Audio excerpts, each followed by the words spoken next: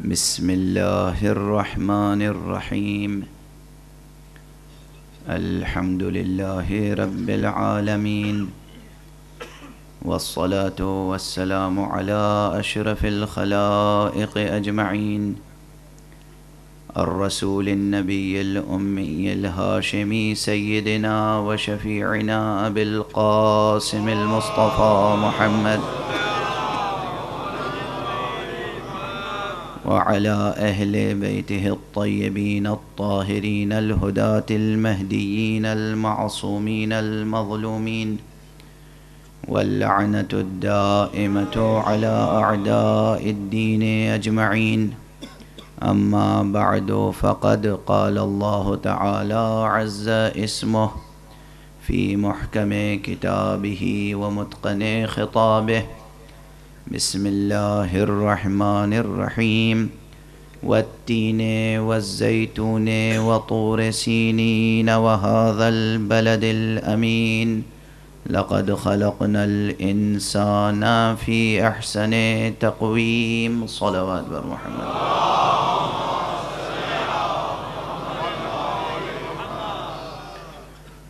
ایک مرتبہ اور بلند تر صلوات پڑھیں.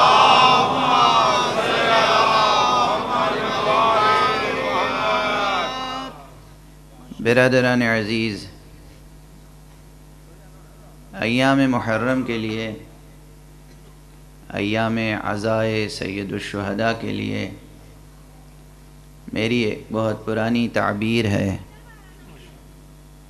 اور وہ یہ ہے کہ یہ مہینہ تعویل قرآن کا مہینہ ہے. سبحان اللہ، ماشاءاللہ. یہ ایام تفسیر و تعویل قرآن کے ایام ہیں. قرآن حکیم کی تنزیل کا مہینہ رمضان المبارک ہے، چونکہ رمضان المبارک میں قرآن نازل ہوا ہے. لیکن قرآن مجید کی حقیقتوں کی اصلی تعویل کیا ہے؟ قرآن مجید کا باطن کیا ہے؟ یہ اس وقت تک سمجھ میں آ ہی نہیں سکتا جب تک کہ قرآن کو حسین کی آواز میں نہ سنا جائے.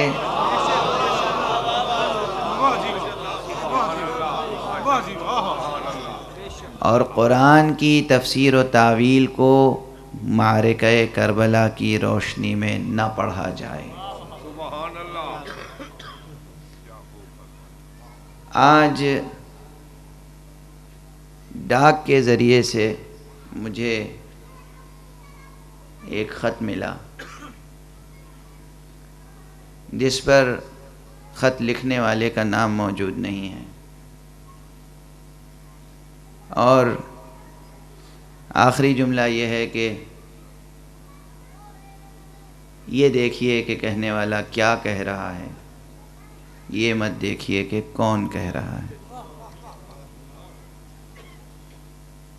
بہت سے کلمے ایسے ہوتے ہیں کہ جن کے لیے مولا علی علیہ السلام کا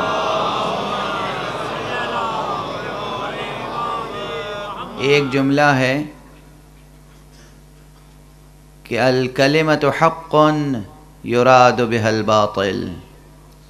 کلمہ تو حق ہے مگر مراد باطل ہے. تاریخی جملہ ہے، معلوم ہے کس موقع پر ارشاد فرمایا تھا. کلمہ حق ہے، مراد باطل ہے. جب کوئی بات اچھی ہو تو کہنے والا مقام انکسار میں یہ کہے کہ یہ دیکھیے کیا کہہ رہا ہوں، یا نہ دیکھیے کون کہہ رہا ہے. جب بات باطل ہو اور پھر یہ جملہ کہا جائے، اس کے معنی یہ ہیں کہ اسے احساس ہے کہ بات کتنی کمزور ہے. اس میں جرأت نہیں ہے کہ اس کلمے کے ساتھ اپنا نام لکھ سکے.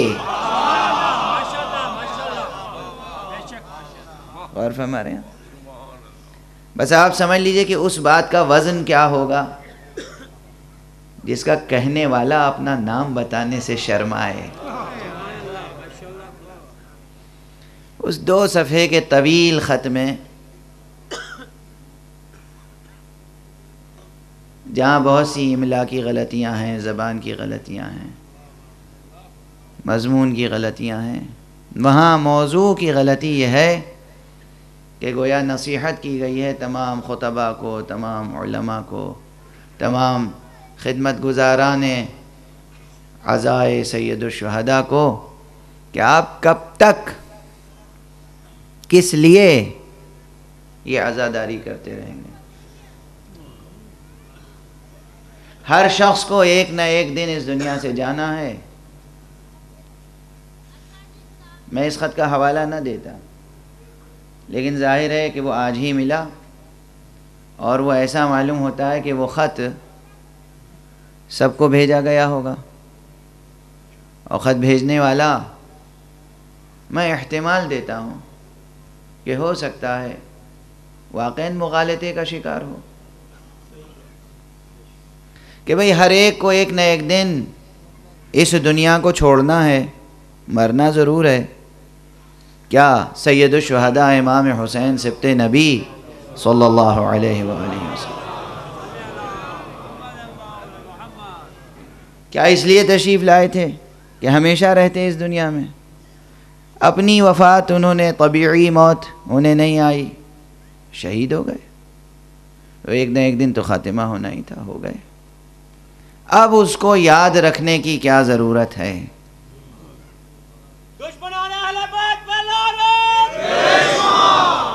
یہ ظاہر ہے کہ تحریک ہے۔ ضرورت میں بتاؤں، حسین کو کوئی ضرورت نہیں ہے، واقعاً ہماری ضرورت ہے حسین، ہم حسین کی ضرورت نہیں ہے۔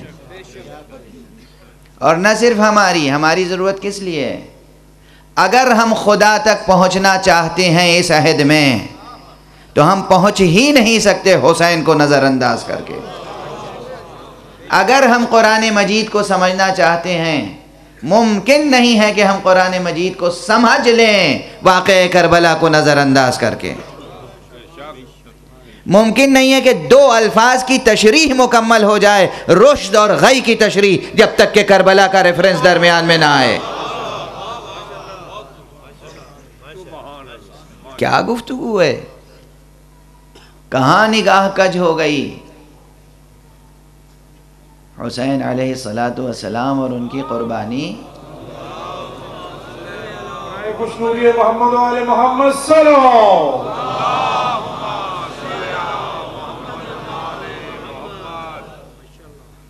اس میں ایک فقرہ یہ بھی ہے کہ ہو سکتا ہے آپ اثنا عشری مذہب سے ہوں، شیعہ مسلک سے ہوں۔ آپ یہ سوچئے کہ اگر شیعہ مسلک میں نہ ہوتے تو آپ کس طرح زندگی بسر کرتے۔ اگر یہ لکھنے والا خط مسلمان ہے تو میں پوچھتا ہوں کہ آپ مسلمان گھرانے میں پیدا ہوئے، آپ ذرا یہ سوچئے کہ اگر اسرائیلی یہودی کے گھر میں پیدا ہوئے ہوتے تو آپ کیا ہوتے۔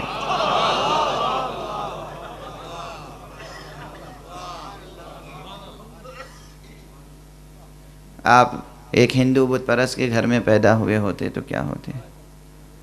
یہ کوئی آرگومنٹ ہے؟ آپ مطالعہ کیجئے تاریخ کا اور دیکھیے کہ کتنے وہ ہیں کہ جو ہمارے مسلک پر نہیں تھے، لیکن جب انہوں نے تاریخ پڑھی اور آنکھ کھل گئی تو وہ حسین کے تصور میں فنا ہو گئے۔ کتنے غیر مسلم ہیں، کتنے مسیحی ہیں، کتنے یہودی ہیں، کتنے ہندو ہیں، کتنے غیر مذاہب کے اور لوگ ہیں کہ جب انہوں نے تاریخ پڑھ لی ایک مرتبہ، بس فرق ہے نیتوں کا، ارادوں کا، عزائم کا۔ کوئی تاریخ پڑھتا ہے نگاہوں کو کھولنے کے لیے، آنکھوں کو کھولنے کے لیے، کوئی تاریخ پڑھتا ہے آنکھوں کو بند کر لینے کے لیے۔ ممکن نہیں ہے کہ سرکار سید الشہداء کا حوالہ درمیان میں نہ آئے اور تعویل قرآن کی مہم سر ہو جائے، اس لیے کہ حسین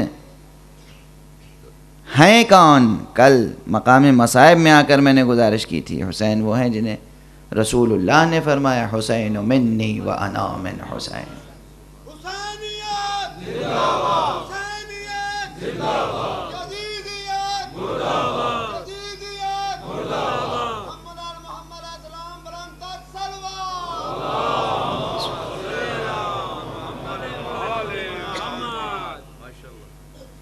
حسین منی و انا من حسین، یہ فقرہ کتنی مستند حدیث کی کتابوں میں موجود ہے. الحسن والحسین سیدا شباب اہل الجنہ، یہ جملہ کتنی حدیثوں میں موجود ہے. اور جب تک کوئی جنت کا طلبگار ہوگا دنیا میں، اس وقت تک حسین کی سیادت اور امیری اور امامت برقرار رہے گی.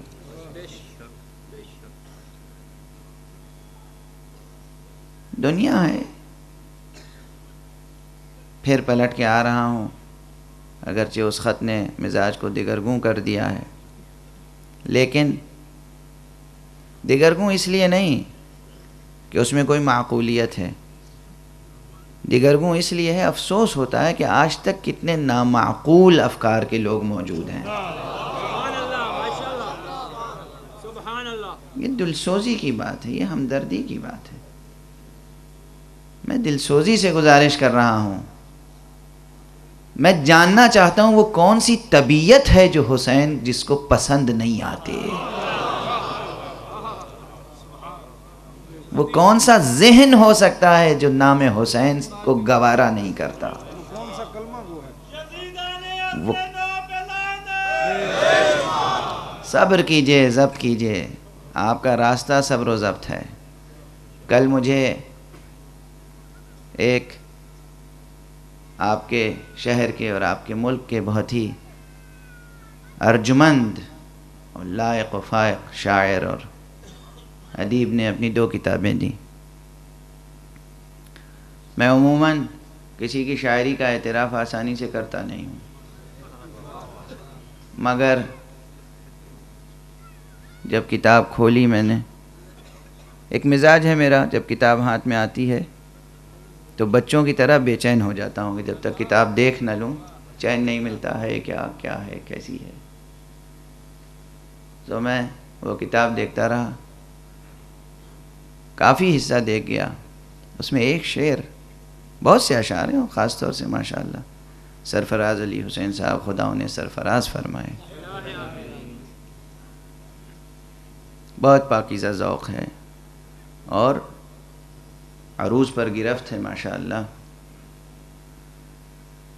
جس طرح مشکل بحروں میں، مشکل قافیوں میں، مشکل زمینوں میں انہوں نے شاعری کی ہے، قابل داد ہیں فنی اعتبار سے بھی، اور جو فکر ہے وہ بھی بڑی پاکیزہ ہے. کربلائی غزلیں ہیں، عرفانی اشعار بھی ہیں، اس میں زندگی کے اشعار ہیں، جمالیات بھی ہے، سب کچھ ہے. مگر ایک شعر مجھے بھا گیا، کہتے ہیں شور کی حد سماعتوں تک ہے، شور کی حد سماعتوں تک ہے، خاموشی کی زبان عالمگیر.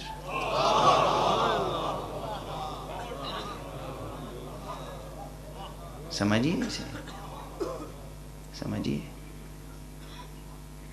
سمجھیے اس میں ایک پیغام ہے، ایک پیغام ہے. ہاں، شور کی تعبیر میں نعرہ صلوات داخل نہیں ہے، نعرہ حیدری شامل نہیں ہے. یہ شور نہیں ہے، یہ شور نہیں ہے جو ہم اپنے جذبات عقیدت میں نعرے بلند کرتے ہیں. اسے شور نہ کہیے، اسے شور کہنا شر ہے.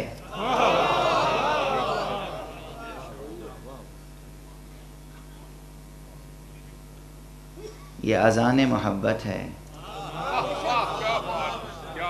یہ نعرے یہ اذان ولایت ہیں، یہ نعرے یہ اذان مودت کے فصول ہیں. ان کی میں قدر کرتا ہوں.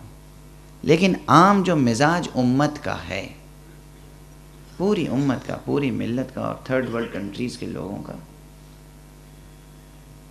دیکھیے کچھ نہ کچھ باتیں اس طرح کی بھی میں کہنے پر مجبور ہوں. جب آپ نے بلایا ہے اور ممبر پہ بٹھایا ہے تو سنیے اور سن کے یاد رکھیے. دیکھیے ترقی یافتہ قوموں کا مزاج کیا ہوتا ہے اور وہ ترقی یافتہ مزاج جو اسلام نے انٹروڈیوس کیا ہے کیا ہے.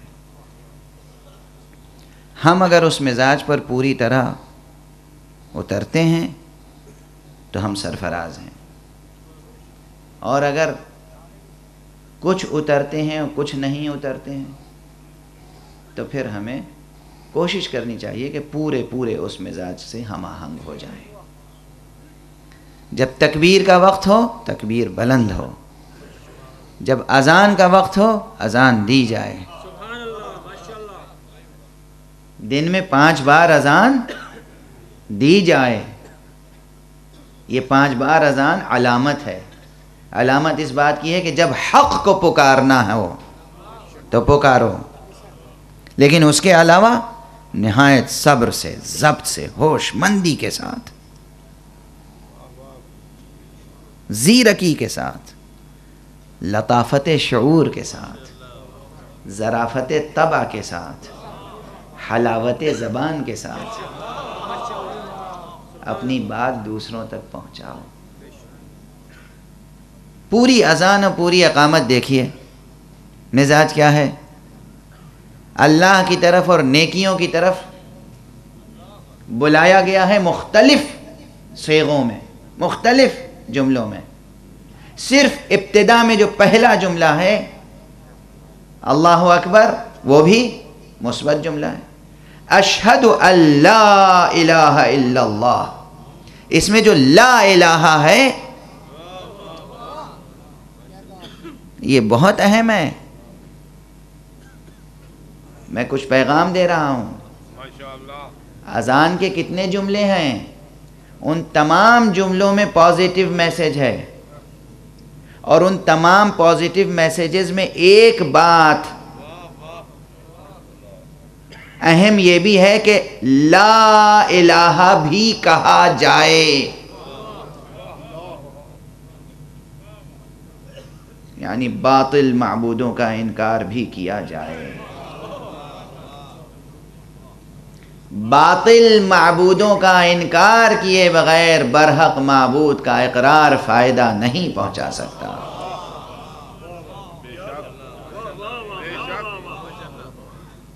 باطل معبودوں کا انکار کیے بغیر معبود برحق کا اقرار و اعتراف کوئی فائدہ نہیں پہنچا سکتا. یہ ممکن نہیں ہے کہ ہم لات و حبل کا بھی قائل رہیں اور اللہ اکبر کے بھی قائل رہیں. نہ لات، نہ حبل، نہ عزا، صرف لا الہ الا اللہ. اور فرمایا آپ نے لیکن اس اذان کے فقروں میں جو تہذیب ہے اس تہذیب کے ہم آپ سب پابند ہو جائیں تو پھر دیکھیں کیا تاثیر پیدا ہوتی ہے. اور فرما رہے ہیں آپ نعرے لگایا کریں، ولایت کے نعرے زیادہ لگایا کریں. ولایت کا نعرہ خود ہی غیر اہل ولایت کے دل کو کاٹ کر رکھ دیتا ہے.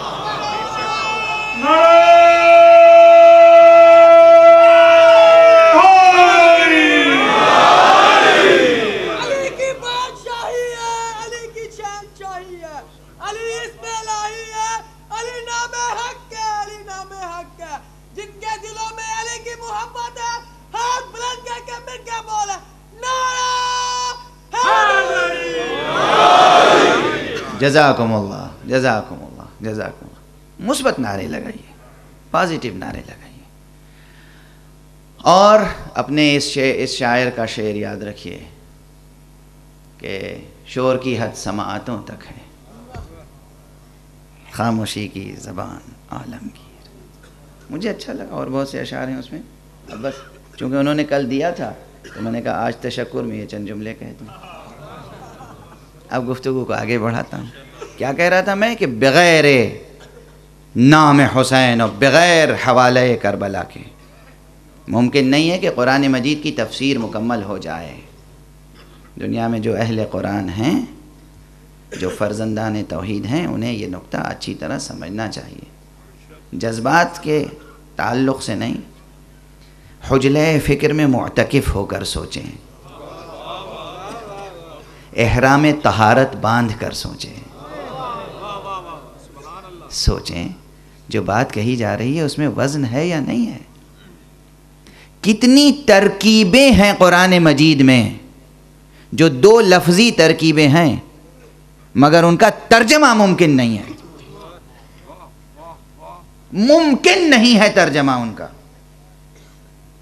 چیلنج کر رہا ہوں، لفظوں میں کتنی ہی تفسیر لکھنے ممکن نہیں ہے۔ اسی سورہ مبارکہ میں کل اشارتاً عرض کیا تھا، احسن تقویم کی کیا تشریح کریں گے آپ؟ اپنی حکیمانہ فکر، فلسفیانہ فکر، عارفانہ فکر، سائنسی تفکر، ادبی لطافت، شاعرانہ تخیل سب کام میں لے آئیں۔ اس احسن تقویم کی تشریح کیسے ممکن ہے کہ جس پر پروردگار عالم نے انسان کو خلق کیا ہے؟ ابھی بات سمجھ میں نہیں آئی، میں مثالیں عرض کروں گا کہ بہت سی ایسی ترکیبیں ہیں کہ جن کی تشریح کا حق ادا نہیں ہو سکتا تھا اگر خود رب اکبر اپنے کلام کی ترجمانی دوسرے وسائل سے نہ فرماتا۔ اگر رب اکبر اپنے کلام کی ترجمانی دوسرے وسیلوں سے نہ فرماتا تو بندہ نہیں سمجھ سکتا تھا۔ یہ تو 30ویں پارے میں ہے، سورہ 3، بالکل پہلا سورہ، سورہ حمد۔ سورہ حمد میں ایک ترکیب ہے، صراط المستقیم۔ اس کی کیا تفسیر جیومیٹریکل ذہن کرے گا؟ خط مستقیم کہاں سے کہاں تک؟ بندے سے خدا تک۔ خدا کس نقطۂ ہستی پر وجود رکھتا ہے؟ رب اکبر کہاں ہے؟ زمان و مکان کے احاطے میں کس مقام پر؟ اور بندہ کہاں ہے؟ رب اکبر کہاں ہے؟ یہ تو الگ بات۔ میں آپ کے حکیمانہ تفکر اور عارفانہ تفکر کو چیلنج کر رہا ہوں، آپ کہاں ہیں ذرا یہ بتا دیجئے۔ ہر فرد کس منزل ہستی پر ہے؟ کون فرد اس عالم کائنات میں، اس عالم ممکنات میں، اس بسیط عالم ہستی میں کہاں پر ہوں؟ آپ کہاں پر ہیں؟ یہ شخص کہاں پر ہے؟ عارفانہ تفکر چاہیے، کائنات کی عظمت کا تصور کریں اور بتائیں کہ عبد اور معبود میں کون سا خط مستقیم کھینچا جائے۔ ناممکن ہے کہ صراط مستقیم کی لفظی تشریح ہو جائے۔ اگر ممکن ہوتا تو قرآن مجید میں شخصیتوں کا حوالہ نہ دیا جاتا۔ رب اکبر نے کہا صراط الذین انعمت علیہم، ان لوگوں کا راستہ جن پر اللہ کی نعمت ہے۔ صلوات پڑھ دیں محمد و آل محمد۔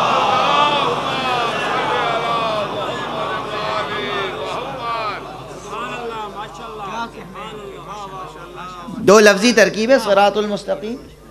صراط المستقیم کا ترجمہ ممکن نہیں ہے، ممکن نہیں ہے ترجمہ، نہ ترجمہ ممکن ہے نہ ترجمانی ممکن ہے۔ ایک دو سطروں میں، ایک دو صفوں میں، 100-200 صفوں میں، 1000-2000 صفوں میں، ناممکن۔ ممکن ہی نہیں ہے کہ صراط مستقیم سمجھ میں آئے جب تک کہ نگاہ محمد عربی تک نہ پہنچ جائے۔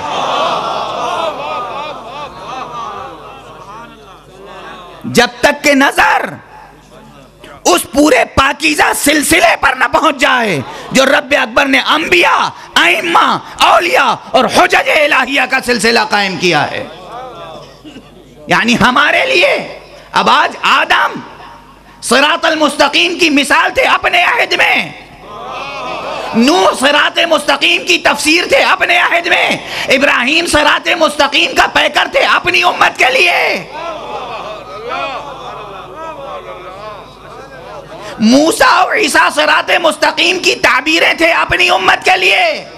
ہمارے لیے الذین کی تشریح میں محمد تنہا نہیں آئے.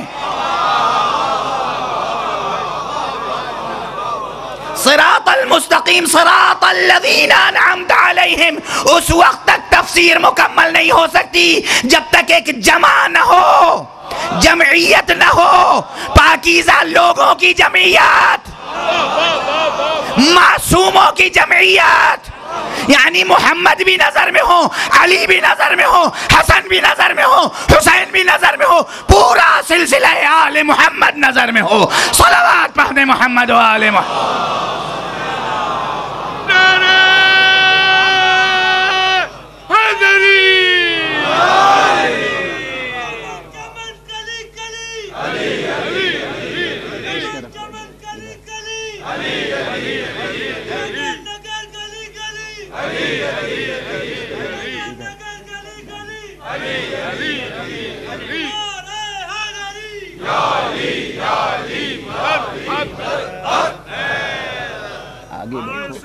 سلامتی علماء حق و مومنین و مومنات بآواز بلند صلوات.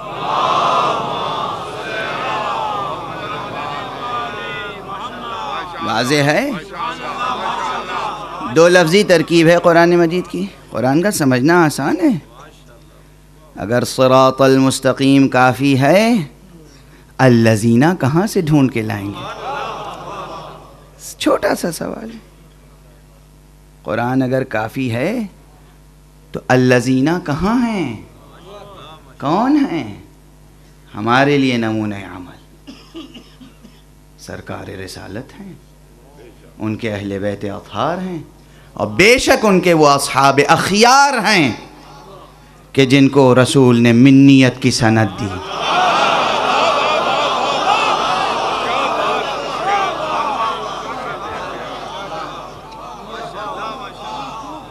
سلمانو منا اہل البیت، ابو ذر منا اہل البیت.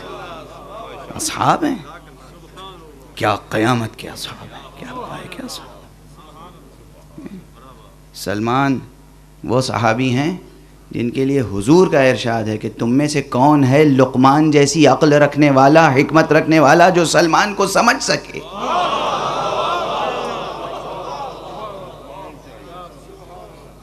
تم میں سے کون ہے لقمان جیسی حکمت رکھنے والا جو سلمان کو سمجھ سکے.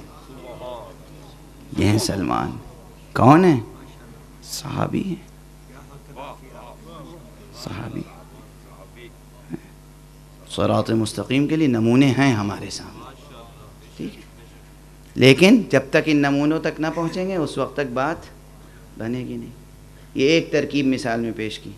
میں مثال پیش کر رہا ہوں کہ احسن تقویم کی ترجمانی آسان نہیں ہے. اس کے لیے میں نے کہا کہ مثال میں اور بھی ترکیبیں ہیں. صراط المستقیم اس کی ترجمانی آسان نہیں.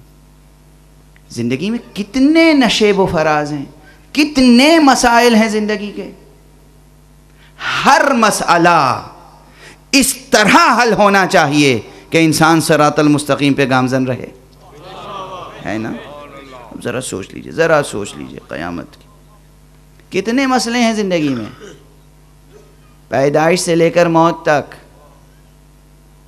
بھئی وجودی مسئلے ہیں، حیاتی مسئلے ہیں، سماجی مسئلے ہیں، انفرادی مسئلے ہیں، اجتماعی مسئلے ہیں، نفسیاتی مسئلے ہیں، جمالیاتی مسئلے ہیں، معاشرتی مسئلے ہیں، اقتصادی مسئلے ہیں، سیاسی مسئلے ہیں، علمی مسئلے ہیں، فکری مسئلے ہیں.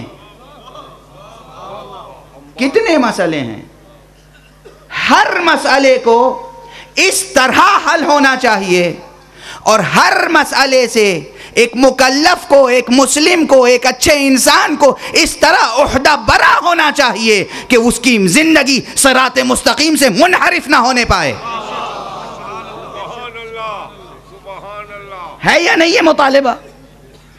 یہ اس کی طرف سے تو مأمور ہے، مأمور من اللہ تو ہے ہی یہ حقیقت. ہمارے نفس کی بھی تو طلب ہے. ہم جب کھڑے ہوتے ہیں محراب عبادت میں، ایاک نعبد، وَإِيَّاكَ نَسْتَعِينُ. ذرا سوچئے کہاں کھڑے ہیں، کس کے سامنے کھڑے ہیں؟ عظیم ترین ہستی کے سامنے کھڑے ہیں. یعنی ترین کے معنی یہاں پر کچھ ہے نہیں. امام معصوم ہی نے کسی کو کہا، کسی کو سنا کہ تکبیر کہہ رہا ہے، اللہ اکبر. کہا اللہ اکبر کے کیا معنی سمجھتے ہو؟ ترجمہ ہے اللہ بڑا ہے، بہت بڑا ہے، سب سے بڑا ہے. اس نے کہا اللہ اکبر من کل شیء، ہم یہ سمجھتے ہیں کہ اللہ ہر شے سے بڑا ہے.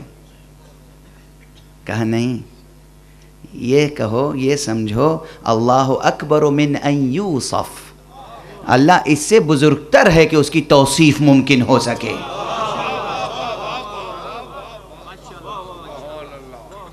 اللہ اس سے برتر ہے کہ اس کی توصیف ممکن ہو سکے. اب سوچیے اللہ اکبر کہہ کر کس عظیم ہستی کے سامنے کھڑے ہیں، اور اس کی مدحت کی، اس کی ربوبیت کا اعتراف کیا، اس کی رحمانیت و رحیمیت کا واسطہ دیا، اس کے مالک یوم الدین ہونے کا تذکرہ کیا، اور اس کے بعد گویا حجاب اٹھ گیا نگاہوں کے سامنے سے.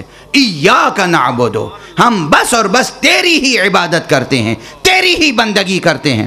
وَإِيَّاكَ نَسْتَعِينُ، اور تجھی سے مدد چاہتے ہیں، اس عظیم ہستی سے، اس عالم سے، اس قادر سے، اس حی و قیوم سے جس سے بڑی کوئی حقیقت ہے ہی نہیں. جتنی حقیقتیں ہیں اسی ذات میں منحصر ہیں، اس سے استمداد کر رہے ہیں. تو کتنی بڑی دعا کرنی چاہیے.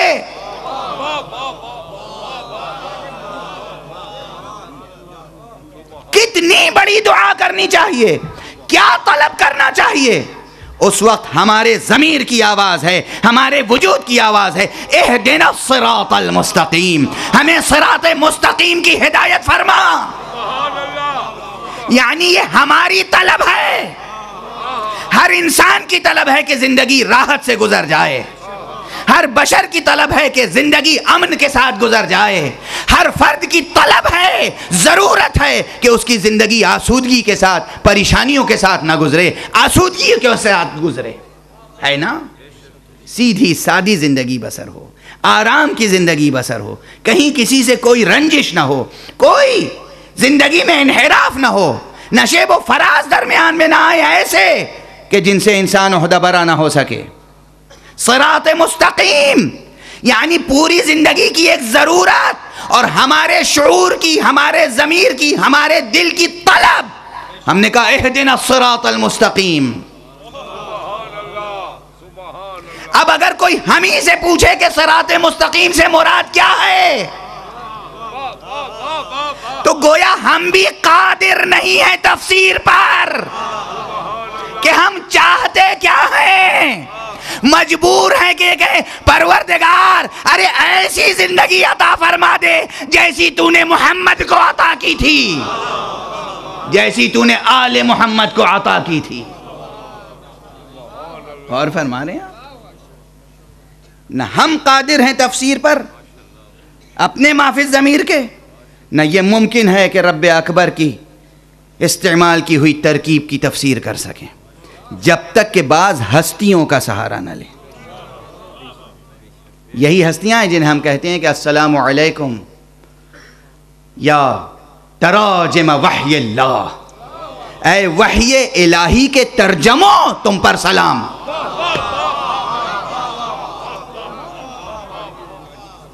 اے وحی الہی کے ترجموں. ہر شخص آج کل قرآن کا ترجمہ لیے گھوم رہا ہے. میں نے ایک قرآن کا ترجمہ کیا، آپ نے ایک قرآن کا ترجمہ کیا ہے. کتنے لوگ ہیں ترجمہ قرآن کر رہے ہیں، کوئی منظوم کر رہا ہے، کوئی منصور کر رہا ہے. اللہ نے خود قرآن کا ترجمہ کر دیا ہے. قرآن کے ترجمے کا نام ہے محمد، قرآن کے دوسرے ترجمے کا نام ہے علی، قرآن کے تیسرے ترجمے کا نام ہے زہرا، قرآن کے چوتھے ترجمے کا نام ہے حسن، قرآن کے پانچویں ترجمے کا نام ہے حسین. ہمارے پاس قرآن کے 14 ترجمے ہیں اور بس کافی ہیں. صلوات پڑھ دیں محمد و آل محمد.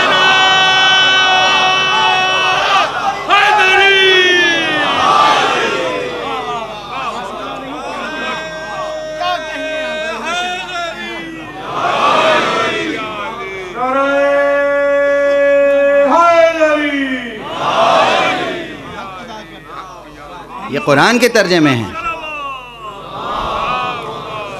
اسی حقیقت کی طرف دیکھیے یہ تو سب لوگ مل کے بلند آواز سے صلوات بھیجیے.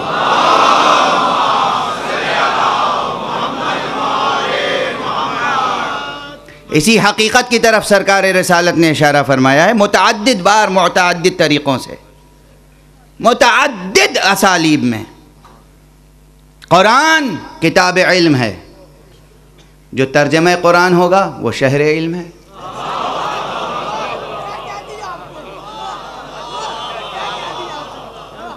قرآن کتاب حکمت ہے، جو ترجمہ قرآن ہوگا وہ دار حکمت ہے.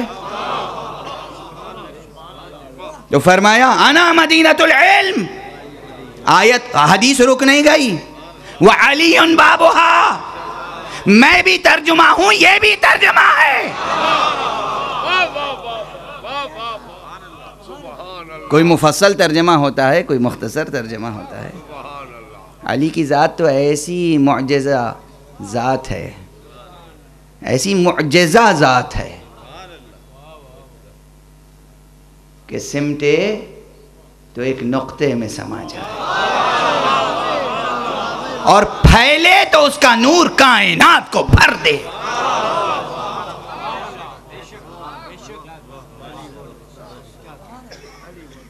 انا دار الحکمہ وعلی بابها، میں حکمت کا گھر ہوں، علی اس کے دروازہ. علی مع القرآن والقرآن مع علی، علی قرآن کے ساتھ ہیں اور قرآن علی کے ساتھ. اس کے کیا معنی ہیں؟ یعنی قرآن کا ترجمہ ہے علی. ترجمہ متن سے جدا ہو ہی نہیں سکتا اگر ترجمہ حقیقی ہو، نہیں جدا ہو سکتا. یہ جملے میرے جملے بھی سمجھنے کے لیے آپ کی اہانت نہیں کر رہا ہوں، بات جہاں جا رہی ہے آپ خود سمجھ سکتے ہیں. میرے جملوں کو سمجھنے کے لیے بھی دو شرطیں ضرور ہیں، ایک ادبی ذوق ہو اور ایک عرفانی ذوق.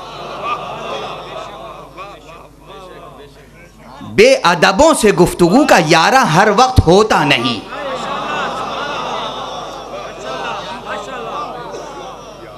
ادب تو ہو، ذوق ادب تو ہو، لطافت شعور تو ہو، ذوق زبان تو ہو، مقدر و محذوف سمجھنے کی صلاحیت تو ہو. اب یہ موٹی موٹی لفظیں زبان پہ آ جاتی ہیں، بچپن کی پڑھی ہوئی سبق میں جو پڑھے ہیں کلمات مقدر محذوف. چونکہ بہرحال مجمع میں علماء تشریف فرما ہوتے ہیں تو انہیں دیکھ کر طالب علم کو سبق بھی یاد آ جاتے ہیں. حضرت مولانا عابدی صاحب تشریف فرمائیں جو خود حجت الاسلام ہیں اور ان کے برادر بزرگ، پروردگار ان کا سایہ امت اسلامیہ پر برقرار رکھے. حضرت آیت اللہ العظمی صاحب رسالہ عملیہ مرجع تقلید اور یکی الزعماء حوزہ علمیہ نجف، جو آپ کے لیے، آپ کے شہر کے لیے، آپ کے ملک کے لیے بھی افتخار کا سرمایہ ہیں. حضرت آیت اللہ شیخ بشیر حسین نجفی صاحب، خدا ان کا سایہ برقرار رکھے اور آپ حضرات کو یہ توفیق عطا فرمائے کہ ان کے وجود کے برکات سے مستفیض ہو سکیں. تشریف فرمائیں تو اب انہیں دیکھ دیکھ کر وہ سبق یاد آتے ہیں مقدر و محذوف کے. بہرحال تو علی قرآن کے ساتھ ہیں اور قرآن علی کے ساتھ. یہ کس کا ارشاد ہے؟ علامہ اقبال کا نہیں ہے. علامہ اقبال نے ترجمہ کیا ہے اپنے مصروں میں اس کا. ان سے پوچھئے کیوں کیا ہے، کیوں کیا ہے؟ یہ رسول کا ارشاد ہے. اور جو میں کہہ رہا تھا حسین بھی ترجمہ قرآن ہے. رمز قرآن از حسین آموختی. کس کا ہے یہ مصرع؟ الحاقی تو نہیں ہے. ارے ابھی جسٹس جاوید اقبال صاحب تشریف فرمائیں، اللہ ان کو زندگی عطا فرمائے، ان سے پوچھ لیجئے گا جا کے کہیں کرپٹڈ ورژن تو نہیں چھپ گیا. وہ مثنوی اسرار خودی اور رموز بے خودی بالکل ٹھیک چھپی ہے. کسی اور شاعر نے ایک مصرع کہہ کے تو نہیں داخل کر دیا، جیسے رسول اللہ کے کلام میں بہت سے جھوٹوں نے اپنی حدیثیں داخل کر دی.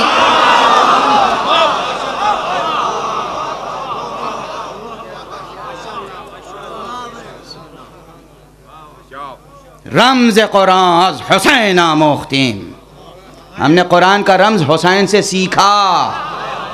یہی تو کہتا ہوں کہ محرم تعویل قرآن کا مہینہ ہے. قرآن کی تعویل سیکھنی ہو اور جاننی ہو تو حسین اور کربلا کو فراموش نہیں کر سکتے.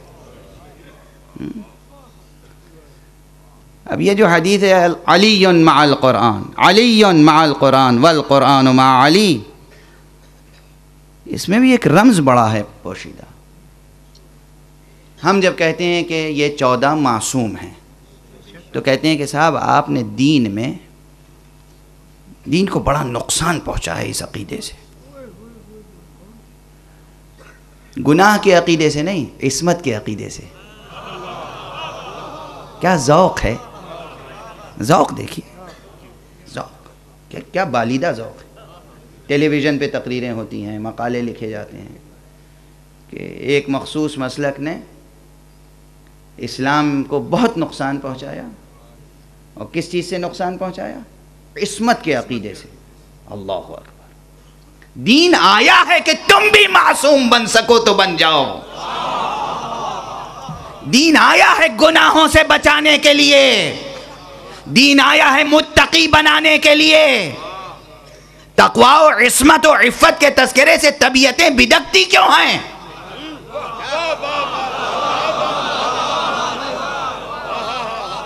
حسن و خیر کا تذکرہ، عصمت و عفت کا تذکرہ، پاک دامنی کا تذکرہ، یہ تذکرہ طبیعتوں پر گرا کیوں ہوتا ہے؟ کیا اتنی کثیف ہو چکی ہے طبیعت کہ اب حسن و خیر کو برداشت ہی نہیں کر سکتی؟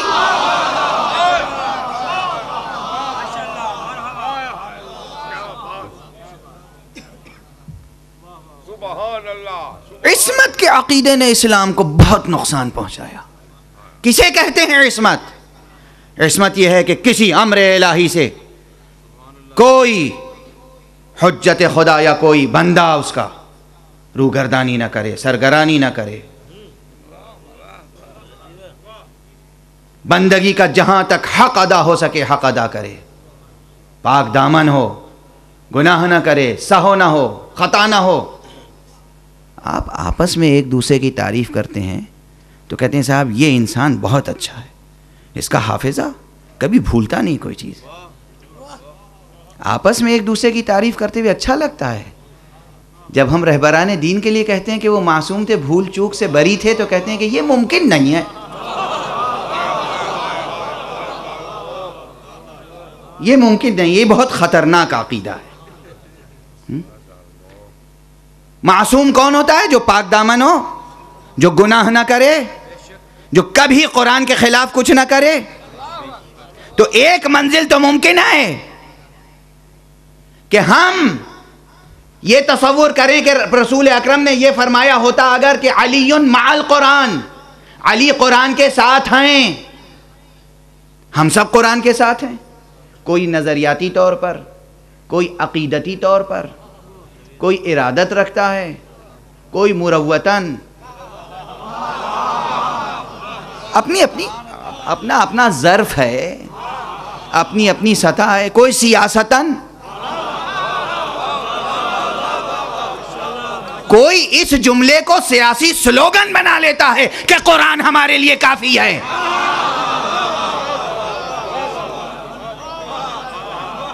قرآن سے کوئی تعلق نہیں ہے، سیاسی ایک نعرہ ہے قرآن ہمارے لیے کافی ہے. اس لیے کہ اگر یہ نعرہ بلند نہیں کیا جائے گا تو ہم وہ کام کر نہیں سکیں گے جو خود کرنا چاہتے ہیں. اس لیے کوئی ارادتاً، کوئی عقیدتاً، کوئی اعتقادی طور پر، کوئی فکری طور پر، کوئی نظریاتی طور پر. نظریاتی طور کا مطلب یہ ہے کہ بھائی جانتا ہوں ثواب طاعت و زہد، مطلب نظریات بالکل میں تسلیم، قرآن نے جو کچھ کہا ہے بالکل ٹھیک ہے، اس نے جو عقیدے انٹروڈیوس کیے بالکل ٹھیک، اس نے جو عبادتیں بتائیں بالکل درست، اس نے جو ریاضتیں سکھائیں بالکل درست، مگر عملاً قرآن کے ساتھ نہیں ہے، اسے بھی ہمیں حق نہیں ہے کہ ہم کہیں یہ اہل قرآن نہیں ہے۔ نظریاتی طور پر قرآن کے ساتھ ہے، قرآن کا احترام کرتا ہے، اس کا دل چاہتا ہے کہ قرآن پہ عمل کرے، نہیں کر پاتا، گناہ گار ہے، تو مع القرآن تو ہے، وہ مع القرآن ہے، مگر قرآن و معہو یہ نہیں ہے۔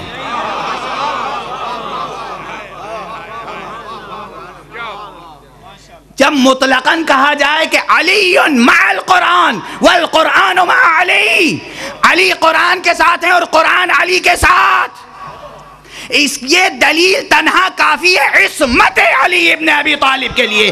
اگر علی معصوم نہ ہوتے تو قرآن علی کے ساتھ ساتھ نہیں رہ سکتا تھا۔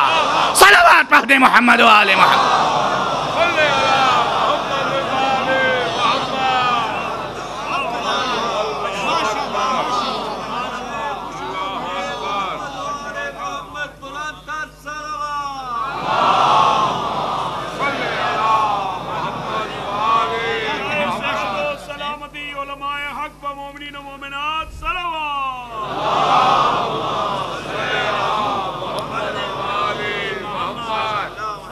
یہ سب دلیلیں ہیں اس کی کہ یہ ہیں ترجمہ قرآن، یہ ہیں حقیقت قرآن۔ اچھا ایک اور حدیث سنا دوں۔ بحث تو یہ تھی نا کہ کچھ ترکیبیں ایسی ہیں قرآن کی، دو لفظی سہ لفظی ترکیبیں جو جن کے معنی کھلتے نہیں جب تک کہ کوئی پیکر سامنے نہ آئے۔ تو میں نے صراط مستقیم کی مثال دی، یہ ہے آغاز قرآن، یہ ہے ام القرآن، یہ ہے ام الکتاب سورہ حمد کا فقرہ۔ اب قلب قرآن میں آئیے، قلب قرآن سورہ یاسین ہے۔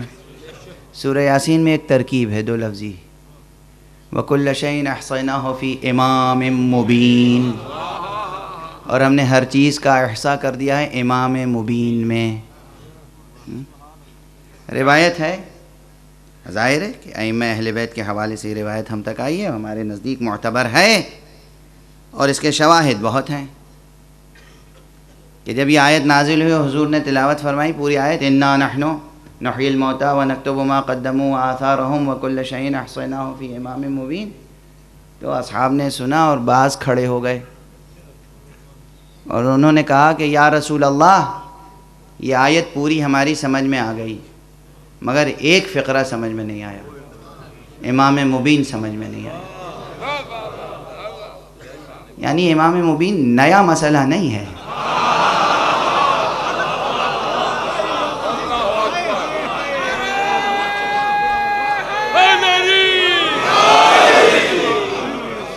کچھ چیزیں نسلی ہوتی ہیں،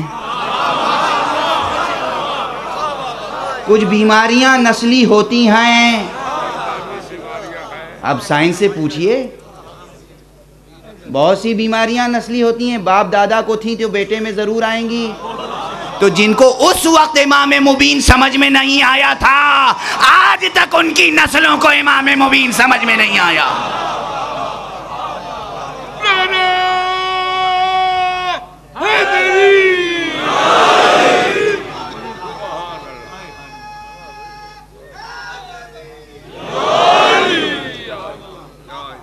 یا رسول اللہ امام مبین سمجھ میں، حضور نے فرمایا، اور قبل اب سوال کیا تو انتظار کرنا چاہیے کہ حضور جواب دیں، مگر میں کہتا ہوں اکثر کہ علم میں اطمینان ہوتا ہے، اضطراب میں جہل میں اضطراب ہوتا ہے، جہل میں اضطراب ہوتا ہے۔ چنانچہ بے تابی کے ساتھ فوراً یہ کہا کہ کیا اس سے توریت مراد ہے؟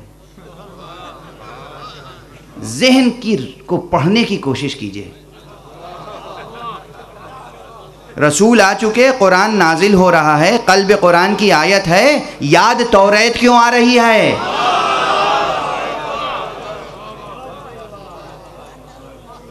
وابستگی کس سے ہے؟ وفاداری کس سے ہے؟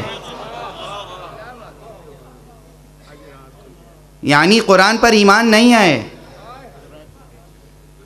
کیا توریت مراد ہے؟ حضور نے کہا نہیں۔ کیا انجیل مراد ہے؟ اب بھی قرآن کی طرف طبیعت نہیں آئی. بعضهم اولیاء بعض، بعضهم اولیاء بعض. یہود نصارہ کے اولیاء ہیں، نصارہ یہود کے اولیاء ہیں. تورات نہیں تو پھر انجیل ہوگی. حضور نے کہا نہیں.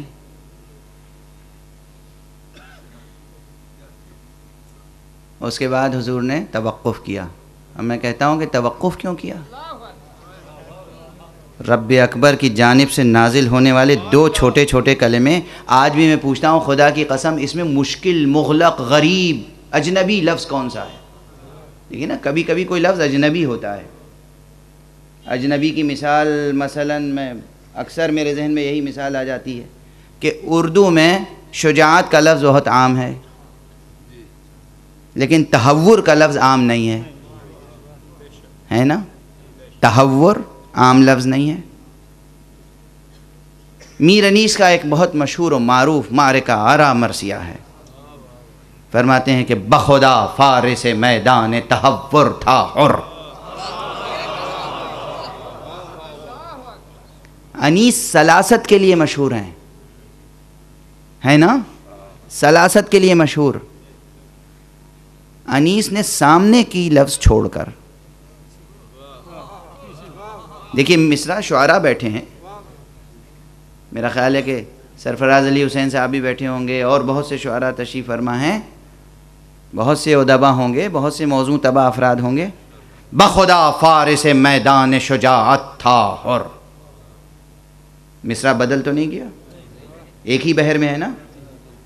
تو جب تہور اور شجاعت ہم وزن کلمات ہیں، الفاظ ہیں، تو پھر انیس نے سامنے کی لفظ شجاعت چھوڑ کر ایک غریب کلمہ کیوں استعمال کیا؟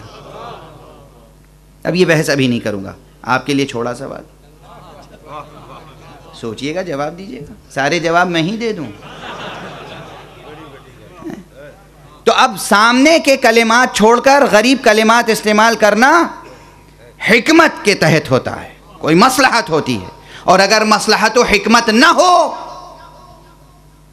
تو پھر یہ یاد رکھیں کہ وہ عجز بیان ہے، وہ حشو ہے، عجز ہے. عجز بھی ہے، عجز بھی ہے، دونوں ہے. غور فرما رہے ہیں؟ عاجزی ہے، زبان پہ قدرت نہ ہونے کی دلیل ہے. اس میں امام مبین میں کون سا کلمہ ہے جو غریب ہے؟ لفظ امام عربی کا بہت استعمال ہونے والا لفظ ہے، مبین عربی کا بہت استعمال ہونے والا لفظ ہے. وہ امام جو بیان کرنے والا ہو، مبین بیانگر، بیان کرنے والا، روشن کرنے والا، واضح کرنے والا، شرح و بسط کرنے والا، تفصیل پیش کرنے والا. امام مبین. یہ امام مبین دونوں لفظ اکٹھا ہو گئے تو کیا مغلق ہو گیا؟ مشکل ہو گئی ترکیب. کاغذی پیرہن تو نہیں ہوا.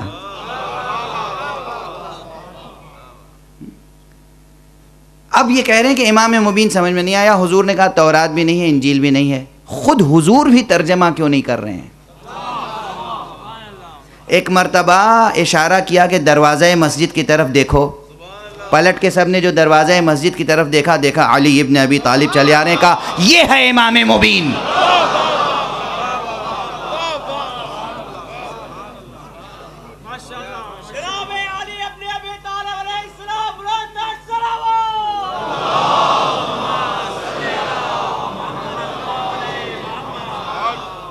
اس کے معنی کیا ہیں؟ اب ایک بات عرض کروں، ادھر سے اللہ رب العزت کی طرف سے نازل ہونے والے الفاظ کو بدلنے کا حق نہیں ہے پیغمبر کو. تو ادھر سے جو ثابت شدہ شخصیتیں ہیں انہیں تبدیل کرنے کا حق کیسے حاصل ہو سکتا ہے؟ صلوات پڑھ دے محمد و آل محمد.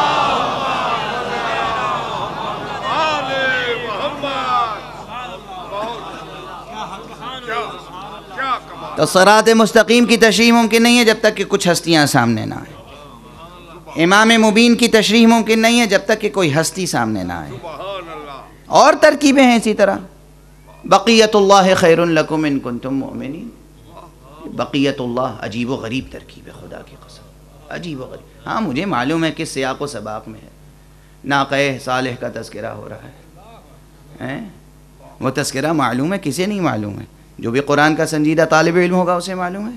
لیکن جب تک یہ آیت قرآن مجید میں موجود ہے، بعض ترکیبیں اور تعبیریں ایسی ہیں، دیکھیں یہ یاد رکھیں، بعض ترکیبیں اور تعبیریں ایسی ہیں جن کے ایک سے زیادہ معانی ہیں، ایک سے زیادہ مصادیق ہیں. مفہوم کلی ایک ہے، مصداق ایک سے زیادہ ہیں. مصداق ایک سے زیادہ ہے، مفہوم ایک ہے، مفہوم نہیں بدلے گا، مفہوم ایک ہے، مصداق زیادہ ہیں. اب مفہوم و مصداق کی بحث کتنی بار میں منبر پہ کر چکا ہوں. مثلا نبی ایک مفہوم ہے، آدم ایک مصداق، نوح دوسرے مصداق، ابراہیم تیسرے مصداق، موسیٰ چوتھے مصداق. نبی مفہوم ہے، نبی جس کو اللہ نے علم دیا ہو، وحی نازل کی ہو، وہ نبی ہے. یہ ایک مفہوم. لیکن خارج میں نبی کے معنی آدم، نوح، ابراہیم. اسی طرح رسول ایک مفہوم ہے، جسے اللہ نے پیغام پہنچانے کے لیے بھیجا ہو. وہ نبی کہ جو صرف اپنی ذات تک علم نہ رکھتا ہو. نبیوں کی قسمیں ہیں، کچھ انبیاء وہ ہیں کہ جن کو علم دیتا ہے، وحی کرتا ہے، الہام فرماتا ہے، مگر کہتا ہے کہ بس یہ تمہاری ذات تک رہے. تم مکلف نہیں بنائے جا رہے ہو دوسروں تک پہنچانے کے، یہ پیغام صرف تمہیں دیا جا رہا ہے. اب ہم گن نہیں سکتے کہ رب اکبر نے کس کس کو علم دیا اور علم دے کر لبوں پر مہر کر دیا. دو قسم کے لوگ ہیں، کچھ کے دلوں پر مہر فرماتا ہے گناہوں کے نتیجے میں، کچھ کے لبوں پر مہر فرماتا ہے اسرار عطا کر کے.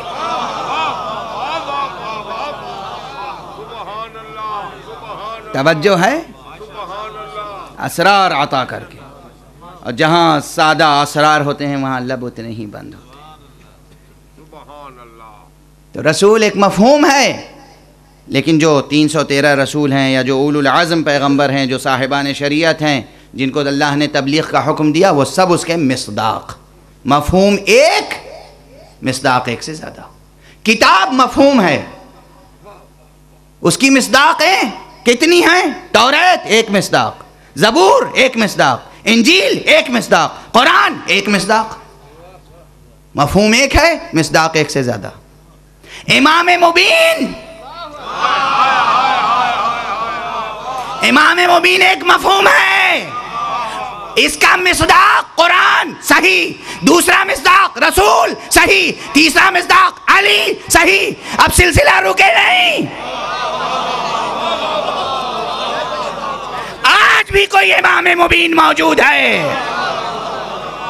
اگر امام مبین آج موجود نہ ہوتا تو دنیا میں نور موجود نہ ہوتا، روشنی موجود نہ ہوتی، ہدایت موجود نہ ہوتی. صلوات پڑھنے محمد و آل محمد. نعرہ تکبیر، نعرہ رسالت، نعرہ حیدری.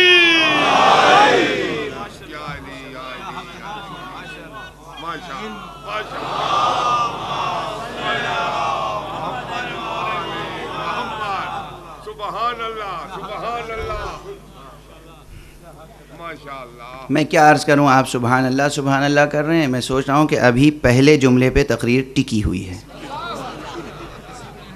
آگے بڑھی نہیں، صرف تمہید کی منزل ہے. تمہید کا پہلا جملہ، اس کی تشریح کیے جا رہا ہوں کہ سورہ مبارکہ 3 میں جو احسن تقویم ہے، اس کی تشریح ممکن نہیں ہے. کیوں؟ اس لیے کہ یہ ایسا مفہوم ہے کہ جب تک مصادیق سامنے نہ آئیں اس وقت تک بات سمجھ میں نہیں آئے گی.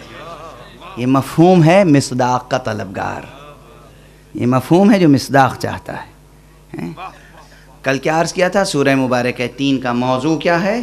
آخرت. مضمون کیا ہے؟ عظمت انسان. اس میں آرگومنٹ اور استدلال کیا ہے؟ قانون مکافات. یاد ہے؟ دیکھیے بعض دانشوروں کو میرے اس عزیز و ذہین مجمع سے سوء ظن ہے. وہ کہتے ہیں کہ آخرت کا موضوع، قیامت کا موضوع نہیں ہے. اب یہ تو آپ بتائیں گے کہ موضوع ہے کہ نہیں. آپ کی ذہانتیں، آپ کی طبیعتیں، آپ کا جذبہ شعور توحید، آپ کا جذبہ ولا کیا ایسا ہے کہ قیامت اور آخرت کے تذکرے سے افسردہ ہو جائے؟ ممکن نہیں ہے. یاد رکھیں. ہاں کل میں نے ایک جملہ کہا تھا، ایک حدیث کہی تھی، پوری ذمہ داری کے ساتھ بیان کی تھی. مگر یاد رکھیں ہمارے اوپر کچھ ذمہ داریاں ہیں اور آپ پر بھی کچھ ذمہ داریاں ہیں. ہم نہ آپ کو رحمت خدا سے مایوس کر سکتے ہیں اور نہ خوف خدا سے آزاد. اور یہ بھی یاد رکھیں آپ کو اہل ولا ہونے کا احساس ہے، بلکہ بعض تو نازاں ہیں. غرور ہے، یہ چیز ایسی ہے جس پر غرور زیب دیتا ہے.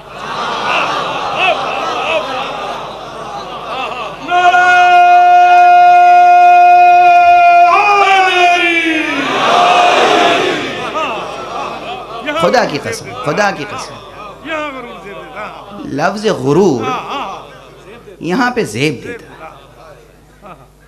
الفاظ اپنی معنویتیں اور اپنے جمالیات کو بدل دیتے ہیں سیاق و سباق میں. تو جذبہ ولا، شعور ولایت، یہ ایسی چیز ہے کہ جس پر غرور بھی زیب دیتا ہے، مگر اس کے تقاضے ہیں. بہت سی بحثیں ایسی ہیں باب ولایت میں بھی کہ جو ابھی تک میں کسی ممبر سے گزارش نہیں کر سکا ہوں. حالانکہ میں نے سال گزشتہ غالباً برادر مکرم بدر حیدر صاحب کے مودت کا ڈے پر، ان کے محبت کا ڈے پر جو تقریریں کی تھیں اس میں عنوان ہی آیا ولایت تھی.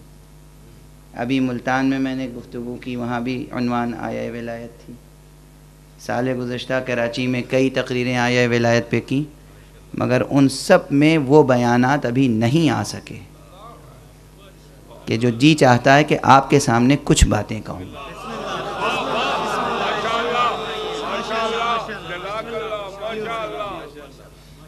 مگر کس لیے کہوں گا؟ اس لیے کہ آپ اپنی ذمہ داری کا احساس کریں. ولایت، جذبہ ولایت کے ابتداً ولایت کی دو قسمیں کی گئی ہیں. ہر چیز کی قسمیں کئی لحاظ سے ہوتی ہیں، یہ تو بار بار کہنے کی ضرورت نہیں ہے نا. حقیقت ایک ہوتی ہے، ہر علم، ہر ڈسپلن اپنے طور پر اس کا تجزیہ کرتی ہے، ہر علم اپنے طور پر اس کی تعریف متعین کرتا ہے. بہت پرانی گھسی پٹی مثال ہے جو میں برابر ممبر پہ دیتا رہا ہوں، پھر دے دوں آپ کے سامنے، کہ ایک مٹھی خاک اٹھا لیجئے کہیں سے، مٹی، خاک، اسے لے جائیے ایک سائنٹسٹ کے پاس، پوچھئے یہ کیا ہے. اگر وہ کیمسٹری کا آدمی ہے تو یا فزکس کا آدمی ہے، وہ کہے گا یہ میٹر ہے، مکسچر فارم میں ہے، یہ کوئی ایلیمنٹ نہیں ہے، اس میں بہت سے ایلیمنٹس ملے ہوئے ہیں. وہ اپنی ڈیفینیشن اور تعریف بیان کرنا شروع کرے گا. اسی مٹی کو لے کے اب کمہار کے پاس چلے جائیے، وہی چیز ہے. اس سے پوچھئے یہ کیا ہے، وہ کہے گا یہ مٹی ہے، را میٹیریل ہے، میں اس سے بہترین برتن بناتا ہوں. آپ کو ایک حدیث سنا دوں یہیں پر مٹی پر. ہمارے اور آپ کے شفیع حبیب کبریا خاتم النبیین صلی اللہ علیہ وآلہ وسلم نے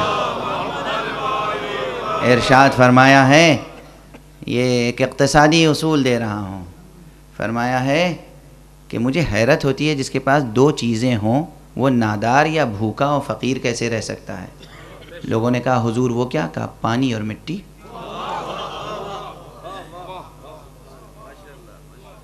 اس کے یہ معنی نہیں ہے کہ صرف آپ سمجھیں کہ میں کیا کروں. بعض حضرات مجلس کے بعد کہتے ہیں کہ بھئی آپ نے تو یہ کہہ دیا، جو میں نے کہا ہی نہیں ہوتا ہے وہ کہتے ہیں یہ کہہ دیا. وہ اس کا یہ ترجمہ نہ کیجیے گا کہ میں نے میسج دیا ہے کہ حضور نے فرمایا کہ سب لوگ کمہار بن جائیں. اتنی محدود تو نہیں ہوگی ذہانت.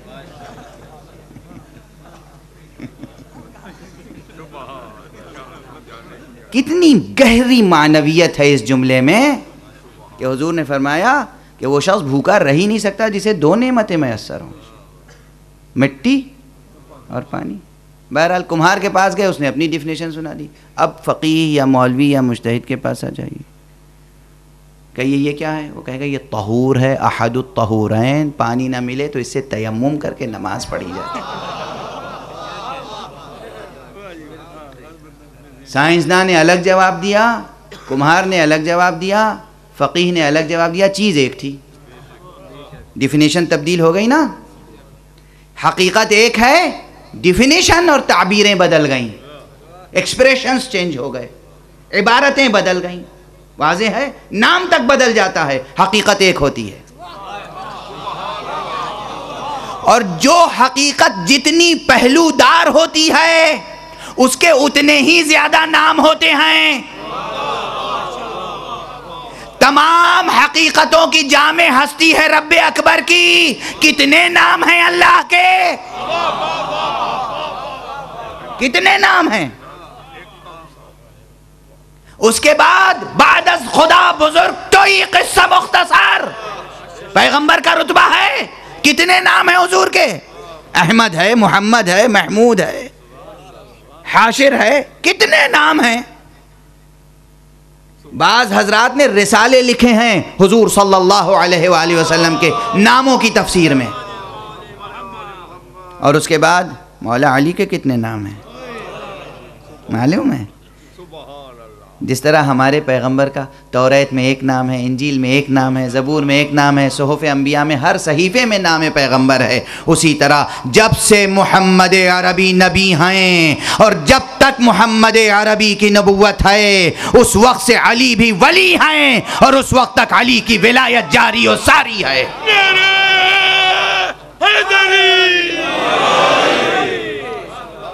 یہ اندھا عقیدہ نہیں ہے. لے آئیے توریت و زبور کے آج کے ایڈیشن. یہ ناچیز طالب علم وہ آیت نکال کر دکھا سکتا ہے جس میں 12 اماموں کا تذکرہ موجود ہے.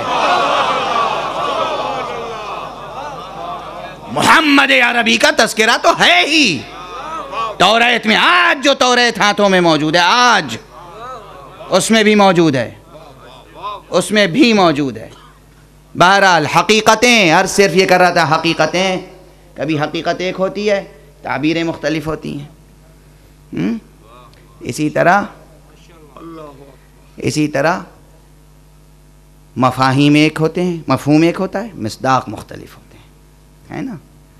تو اب حقیقت ولایت ہے کہ ولایت کو مختلف درجہ بندی کی گئی، مختلف قسمیں کی گئیں. ان میں سے 2 قسمیں یہ ہیں، ایک ہے ولایت حبی، ولایت محبی، ایک ہے ولایت محبوبی. ایک وہ ولی ہے جو اللہ کا محبوب ہے، ایک وہ ولی ہے جو اللہ کا محب ہے.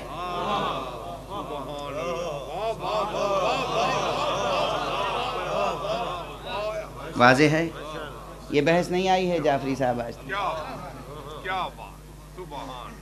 ولایت کی 2 قسمیں، ولایت محبی، ولایت محبوبی. کچھ اولیاء ہیں جو محبوب خدا ہیں، کچھ اولیاء ہیں جو محب خدا ہیں. اب بس 1-2 جملوں میں گفتگو کو مکمل کر دوں، بحث تو تفصیلی ہے. آپ کس فہرست میں ہیں؟ جرأت کیجئے، حوصلہ کیجئے، ہمت کیجئے. کسی فہرست میں ہیں؟ نہ محبی نہ محبوبی، نہ محبی نہ محبوبی. ہاں، رحمت خدا سے مایوس نہ ہوئیے، ہو سکتے ہیں، بے شک ہو سکتے ہیں، بے شک ہو سکتے ہیں، اور بہت سے اس مجمع میں ہوں گے. بہت سے ہوں گے. دنیا خالی نہیں ہے اولیاء سے, دنیا خالی نہیں ہے, بہت سے ہوں گے اس مجمع میں ہوں گے. اور اس مجمع میں تو کون کون ہے میں کیا بتاؤں. آپ صرف انہیں دیکھتے ہیں جو نظر آتے ہیں, میں انہیں بھی دیکھتا ہوں جو نظر نہیں آتے. ان مجالس میں ملائکہ شرکت کرتے ہیں. دلیل, ملائکہ شرکت کرتے ہیں. ان مجالس میں انبیاء شرکت کرتے ہیں. ان مجالس میں معصومین کی ارواح شریک ہوتی ہیں. غلط کہتا ہے وہ شخص جو بھی کہتا ہے کہ مجلسوں میں ارواح معصومین شریک نہیں ہوتی. ارواح معصومین کی قدرت اور وسعت اور احاطے کا اندازہ نہیں ہے اس شخص کو. معصومین پر کس قدر الطاف و عنایات الہیہ ہیں ابھی واضح ہو جائے گا صرف 2 جملوں میں.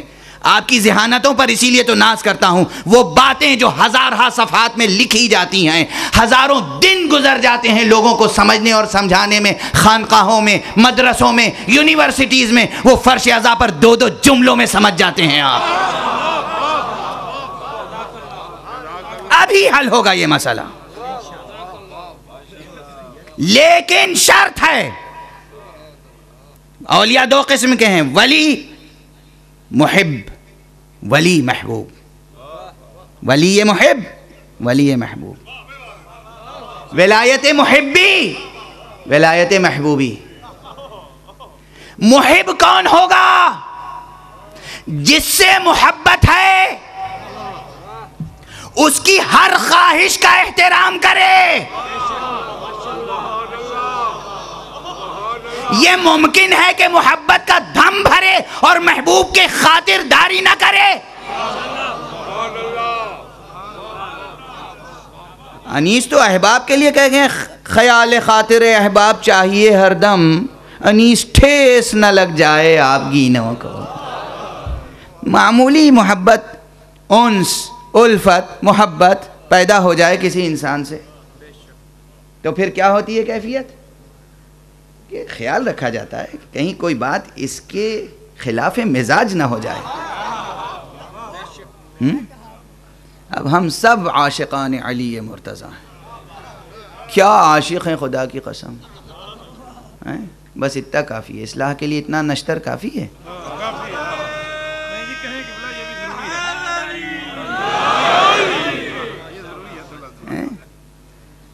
آپ لوگ چاہتے ہیں کہ بے نشتر کے دیوان ہو. میر تقی میر کا دیوان بھی 72 نشتر رکھتا ہے. یہ ضروری ہے. سوچئے, یہ بھی واہ واہ کے لیے نہیں ہے. یہ اس لیے نہیں کہہ رہا ہوں کہ آپ بعد میں کہیں بہت عالم باعمل تھے, ذمہ داری پوری کر گئے. میں کر رہا ہوں, آپ بھی کیجئے. ولایت محبی کسے حاصل ہوگی؟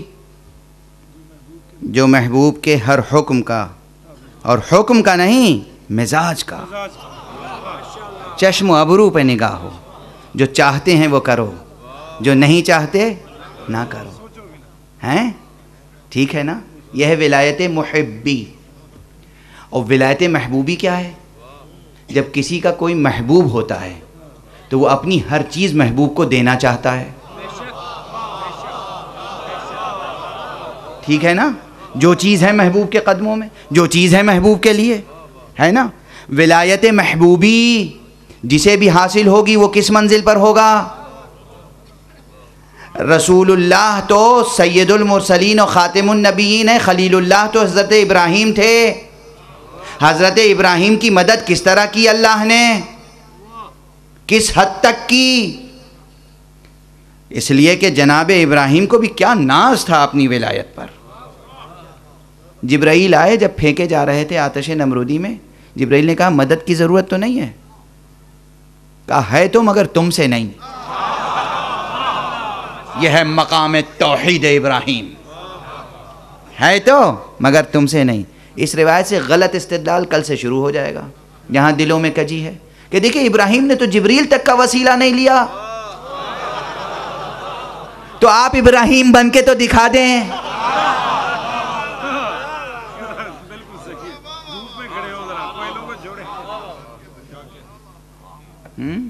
یہ مقام توحید ابراہیم ہے. اچھا, رب نے مدد کی, رب اکبر نے مدد کی. آگ گل و گلزار بن گئی. پیغمبر کا رتبہ ان سے بڑا ہے. وہ خلیل اللہ تھے, یہ محبوب خدا ہیں, محبوب خدا ہیں. بلکہ یہ تو اس منزل پر فائز ہیں کہ جو ان کی سچی پیروی کرنے والا ہے وہ محبوب خدا بن جاتا ہے.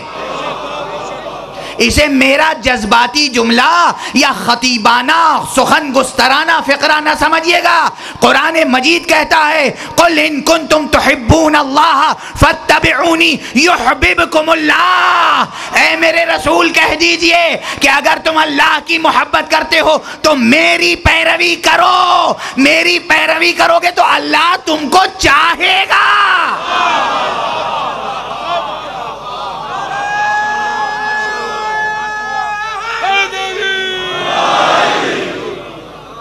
یہ حدیث نہیں ہے, قرآن ہے.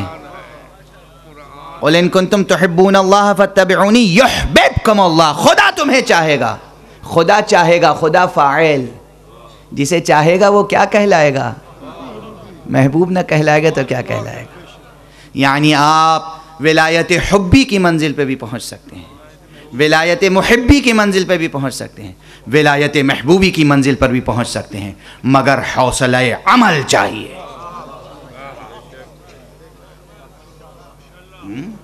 ہمت مردانہ چاہیے, حوصلہ عمل چاہیے, علم اور تقوی ساتھ ساتھ چاہیے.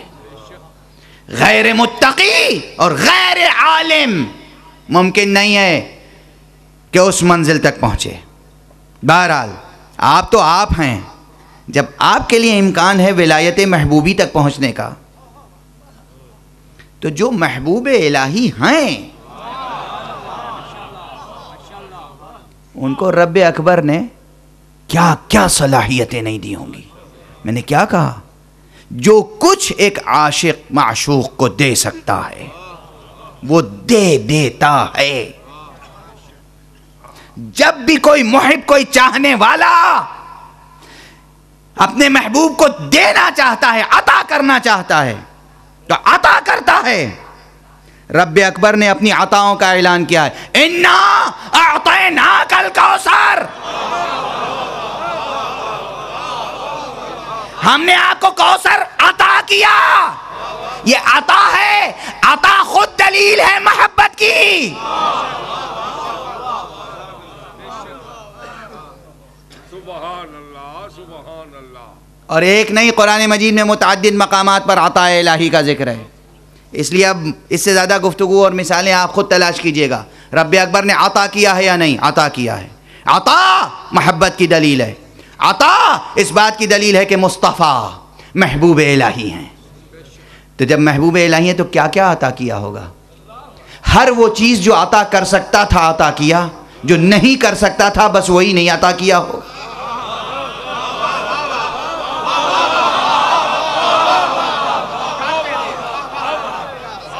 ایک ہی معیار ہے, جو دے سکتا ہوگا دے دیا ہوگا, وہی نہیں دیا ہوگا جو نہیں دے سکتا تھا. بس یہی ہے راز قوسین, یہی ہے راز قوسین. جو کچھ دے سکتا تھا دے دیا, جتنا مصطفیٰ کو قریب بلا سکتا تھا بلا لیا. بس ایک فرق نہیں مٹا سکتا تھا, وہ خالق تھا, یہ مخلوق, وہ معبود تھا اور یہ عبد. یہ ممکن نہیں تھا کہ محمد خالق بن جائیں, یہ ممکن نہیں تھا کہ محمد معبود بن جائیں. محمد عبد رہنے کے باوجود حاضر بھی ہے ناظر بھی. صلوات پڑھ دے محمد و آل محمد.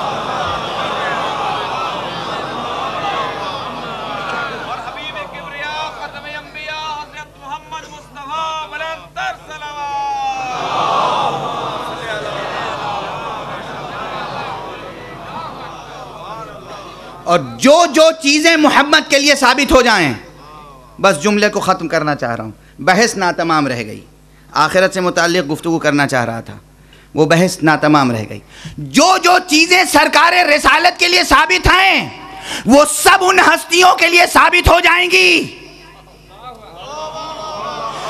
کہ جن کو رسول نے کہا یہ میرے ہیں، یہ مجھ سے ہیں، یہ میری نفس کے برابر ہیں، یہ میرے لیے بمنزلہ نفس کے ہیں، سوائے دو چیزوں کے نبوت محمد پر ختم ہو گئی، بعد مصطفیٰ کوئی نبی نہیں ہو سکتا، وہ خاتم النبیین ہے۔ علی سب کچھ ہیں، نبی نہیں ہیں۔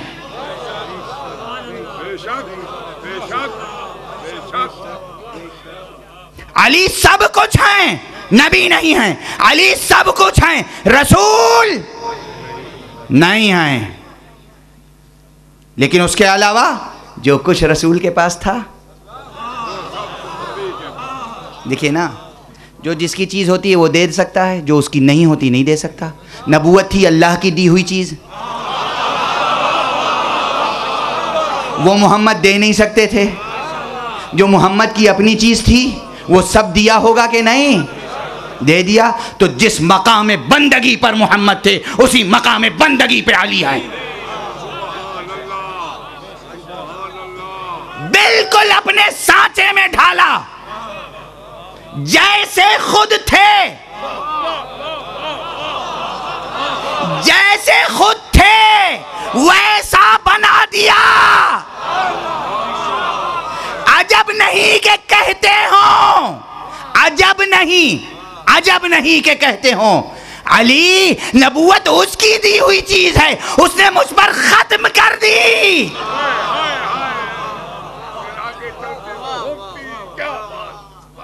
اگر امکان ہوتا کہ آگے بڑھے تو کس تک پہنچتی، لیکن امکان نہ تھا، ممکن نہ تھا، نبوت ختم ہو گئی۔ آگے کیا بڑھی؟ ولایت۔ آگے کیا بڑھی؟ ولایت اور بندگی۔ تو جو صفات ولایت مصطفیٰ میں تھے وہ سب صفات ولایت مرتضیٰ میں ہیں، حسن مجتبیٰ میں ہیں، حسین سید الشہداء میں ہیں، زین العباء میں ہیں، اور یہ سلسلہ حضرت امام مہدی آخر تک قائم ہے۔ صلوات پڑھیں محمد و آل محمد۔ ہاں، میں منبر سے وہی کہتا ہوں جو عقیدہ لے کر آخرت میں جاؤں گا۔ سخن گسترانہ باتیں نہیں ہیں، سخن فروشی مجھے نہیں آتی۔ ہم نے سخن کو عبادت کا درجہ دیا ہے۔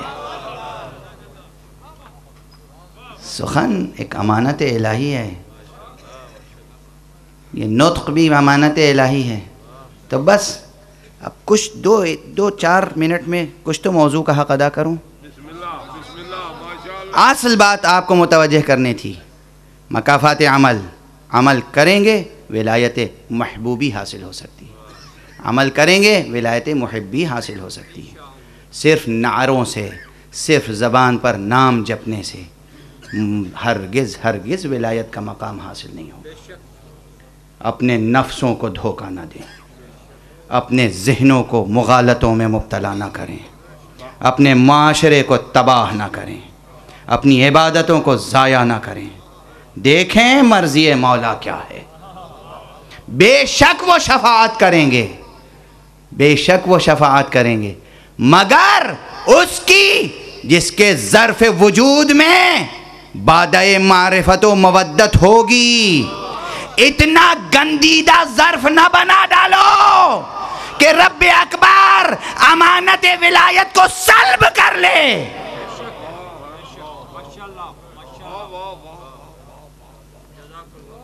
یہ منزل ہے۔ ایسا نہ ہو گناہ جب بڑھتے جاتے ہیں، غفلت بڑھتی جاتی ہے، اور جب نام لے رہے ہیں آقا کا، کام کر رہے ہیں دشمن آقا کا، تو پھر کیا ہوتا ہے؟ آقا میں دست تصرف ہے نا۔ وہ کہتے ہیں کہ ہماری ولایت اس کے دل میں نہیں رہنی چاہیے، سلب کر لو، اور پھر تمت بالخیر نہیں ہوتا، آخری وقت میں کلمہ نصیب نہیں ہوتا۔ اس وقت سے ڈرو، بے خوف نہ ہو۔ شفاعت کریں گے کس کی؟ جس کے دل میں ولایت ہوگی۔ وہاں پہنچنے سے پہلے ولایت رخصت ہو چکی ہوگی تو کیا ہوگا؟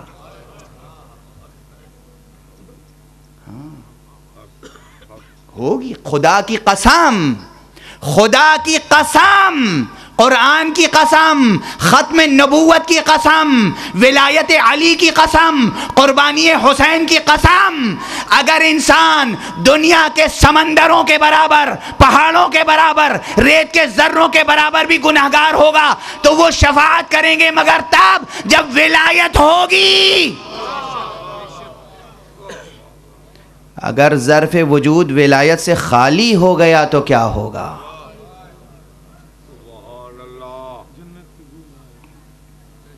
بس میں گفتگو ختم کر رہا ہوں۔ آخرت مکافات عمل ہے، مکافات عمل۔ مکافات عمل کے کیا معنی ہے؟ جو بوگے وہ کاٹو گے، ٹھیک ہے نا؟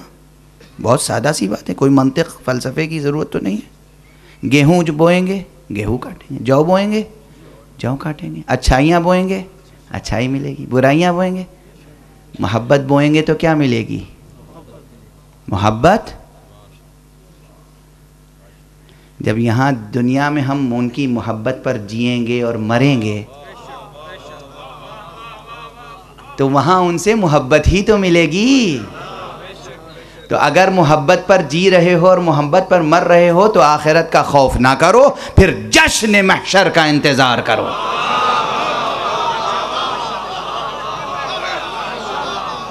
پھر جشن ہوگا۔ ماتم تو وہاں وہ کریں گے جو یہاں ماتم نہیں کر رہے۔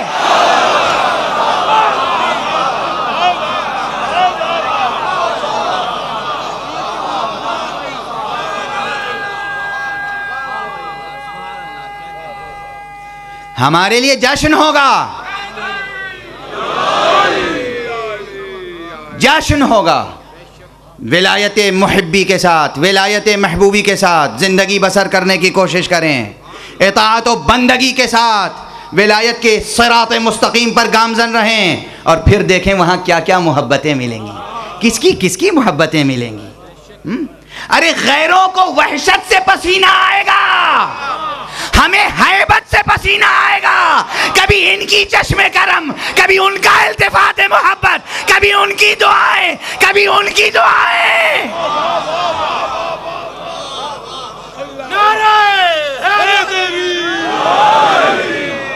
کیا جشن ہوگا۔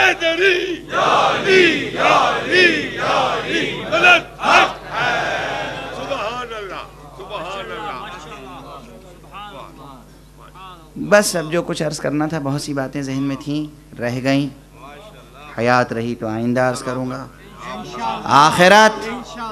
آخرت برحق ہے، قیامت برحق ہے، خوف خدا سے آزاد نہ ہوں، ولایت کے راستے پر گامزن رہیں، اطاعت اور بندگی کے ساتھ آگے بڑھیں، اور یہ یاد رکھیں قیامت سب کے لیے ہے، مگر قیامت کی اساس کیا ہے؟ عدل۔ قیامت کی بنیاد کیا ہے؟ عدل۔ عدل کا تقاضا تو یہ ہے کہ جن پر ایک بار قیامت گزر جائے ان پر دوبارہ قیامت نہیں آ سکتی۔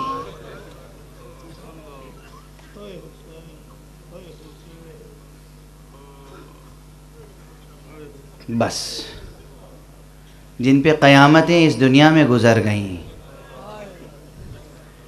وہ قیامت سے بھی آزاد ہیں۔ سب ہلاک ہوں گے مگر وہ ہلاک نہیں ہوں گے جو وجہ اللہ ہی رکھتے ہیں، جو وجہ اللہ کے مفہوم کے مصداق بن چکے ہیں، جو فنا فی اللہ ہو چکے ہیں، ان کے لیے کوئی اب دوبارہ فنا نہیں ہے۔ فنا فی اللہ ہو جانے کے بعد کوئی فنا نہیں ہے۔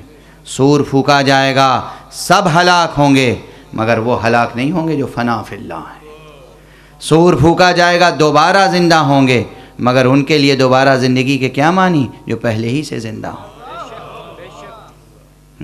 بڑے مراتب ہیں، یہ عرفانی دقائق ہیں، یہ عرفانی لطائف ہیں، یہ عرفانی نکات ہیں، اس کو سمجھنے کے لیے بھی حوصلہ چاہیے۔ جن پر دنیا میں قیامتیں گزر گئیں وہ کون ہیں؟ آل رسول ہیں۔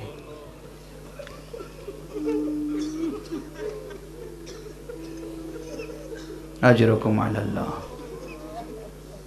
دیکھیے نا، میں کچھ پڑھ نہیں رہا ہوں، آپ رو رہے ہیں۔ ایام عزا ہیں، ایک لفظ کربلا میں کیا داستان سموئی ہوئی ہے، اور ایک لفظ شام میں کیا قیامت کی داستان چھپی ہوئی ہے۔ کسی بیان کی ضرورت ہے، کسی بیان کی ضرورت ہے۔ جو کربلا اس دنیا میں گزر گئی، کن کن باتوں کی طرف اشارہ کروں؟ اکثر یاد آتا ہے، حشر کا موضوع ہے تو وہ شعر جو میری طبیعت میں حشر برپا کر دیتا ہے یاد آ رہا ہے۔ کن کن باتوں کا ذکر کیا جائے؟ حسین کا مدینے سے نکلنا ہی ایک قیامت ہے، ایک قیامت ہے۔ حسین کو مدینے سے نکلنا پڑا۔ کیوں نکلنا پڑا؟ ایک فاسق، ایک فاجر، ایک ملعون انسان کی بیعت کا مطالبہ کیا جا رہا تھا۔ قیامت ہے، حسین سے بیعت کا مطالبہ، سید شباب اہل جنت سے بیعت کا مطالبہ۔ اس کی کوئی منطق ہے؟ اس کی کوئی منطق ہے؟ سید شباب اہل جنت سے، جنت کے سردار سے بیعت کا مطالبہ، کوئی منطق ہے؟ کیا ہو گیا ہے مسلمان کی عقل کو؟ مسلمان کا ضمیر کتنا مردہ ہو گیا ہے، کتنا بے شعور ہو گیا ہے، کتنا بے ذوق ہے، کس قدر بے لطفی کی باتیں ہیں۔ سردار بہشت سے بیعت کا مطالبہ، قیامت ہے۔ اور اس کے بعد مکے میں پناہ نہ ملنا۔ مکہ کیوں چھوڑا سرکار نے؟ فرمایا حاجیوں کے بھیس میں قاتل آئے ہیں، اور میں یہ نہیں چاہتا کہ میرے خون سے، میرے قتل کے واقعے سے حرم الہی حرم امن الہی کی بے حرمتی ہو۔ مکہ و منی و عرفات کو چھوڑا، کربلا کی راہ لی۔ کربلا پہنچنا ایک قیامت ہے، پانی کا بند کیا جانا ایک قیامت ہے، بچوں کا بلک بلک کے التش التش کہنا ایک قیامت ہے، زینب کے سر سے ردا کا چھن جانا ایک قیامت ہے۔ صبح عاشوراء اکبر کی اذان نے ایک قیامت برپا کی۔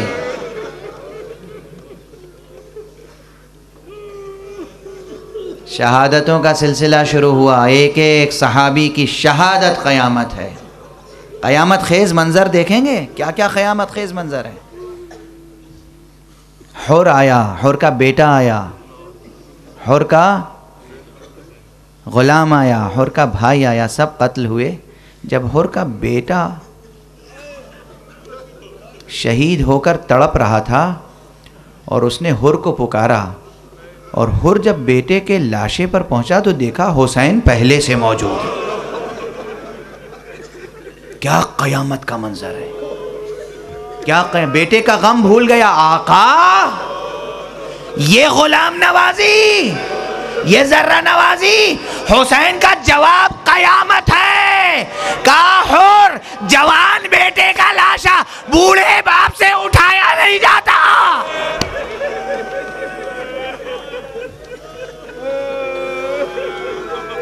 اور اس قیامت کے بعد پھر اکبر کا لاشا اٹھانا حسین کے لیے قیامت۔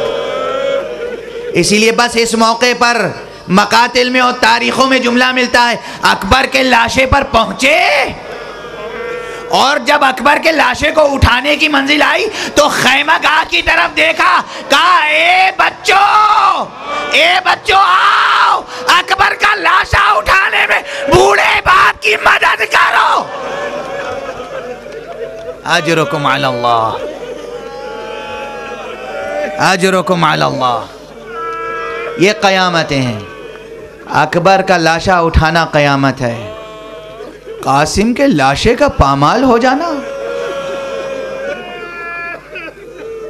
اور حسین کا یہ کہنا بیٹا ارے تیرا چچا تجھ سے شرمندہ ہے کہ تو زندگی میں پامال ہو گیا۔ اور اب اس شعر کو آپ کے حوالے کر دوں جو میں عرض کر رہا تھا، جو میرے وجود میں حشر برپا کرتا ہے۔ قاسم شبیر نقوی نصیر آبادی مرحوم و مغفور کا شعر ہے، کہتے ہیں حشر تک سوچ عدل انسانی، صرف اصغر کا خون بہا کیا ہے۔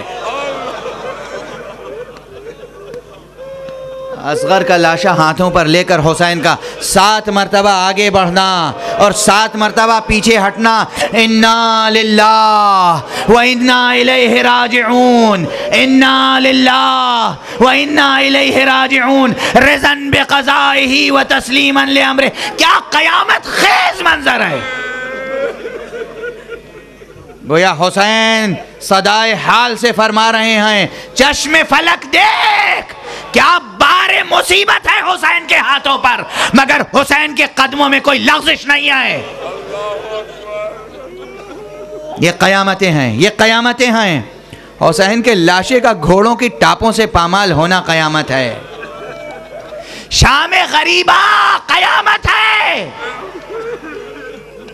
بس اب غیر مربوط انداز میں تقریر کو روک رہا ہوں۔ اب اس قیامت میں کیا ہوگا معلوم ہے؟ بس آخری جملہ ہے، اگر آنسو ضبط کر سکیے گا تو کیجئے گا، لیکن آنسو ضبط کرنا یہاں پر حرام ہے۔ میں بار بار کہتا ہوں، میں مبالغہ نہیں کرتا، میں تو واقعات کا ریفرنس دیتا ہوا آگے بڑھتا ہوں، حوالے، اشارے۔ سرکار نبوت نے فرمایا ہے میرے بیٹے حسین کے نام میں وہ سوزش ہے، وہ درد ہے، وہ غم و علم ہے کہ یہ نام سنتے ہی مومن کا دل تڑپ اٹھتا ہے۔ صادق آل محمد نے کہا جب میرے جد مظلوم کا مرثیہ پڑھا جائے، جب مسائے پڑھے جائیں تو بلند آواز سے گریہ کیا کرو، گریہ کرو، تاکہ وہ سوچنے پر مجبور ہوں کہ کیوں رویا جا رہا ہے۔ ہم حسین کی شہادت پر نہیں گریہ کرتے، ہم انسان کی شقاوت پر گریہ کرتے ہیں۔ انسان کی شقاوت، ہاں وہاں کیا ہوگا اس حشر میں؟ بس ایک جملہ، 2 روایتیں ہیں عظمت زہرا کے باب میں۔ عظمت زہرا کے باب میں کون زہرا؟ وہ زہرا جس پر باپ کی آنکھیں بند ہوتے ہی قیامتیں گزری۔ وہ ابتدا تھی، کربلا میں انتہا ہوئی، در و دیوار کے درمیان زہرا کو پیس دیا گیا، پسلیاں ٹوٹ گئیں، شکم مبارک میں بچہ شہید ہو گیا۔ وہ زہرا جب قیامت میں آئے گی تو اعلان کیا جائے گا، اہل محشر نگاہیں جھکا لو۔ حدیث ہے، حدیث ہے، نگاہیں جھکا لو۔ محمد کی بیٹی فاطمہ گزرے گی، جس وقت فاطمہ یہ آواز سنے گی اور زخم تازہ ہو جائے گا، ہائے یہ میرا اعزاز، ہائے یہ میرا اعزاز، میرے لیے اہل حشر کو کہا جا رہا ہے نظریں جھکا لو پروردگار۔ ارے میری بیٹیاں تھی اور شام کا بازار، زینب تھی اور شام کا دربار۔ دوسرا منظر حشر کا منظر کیا ہے؟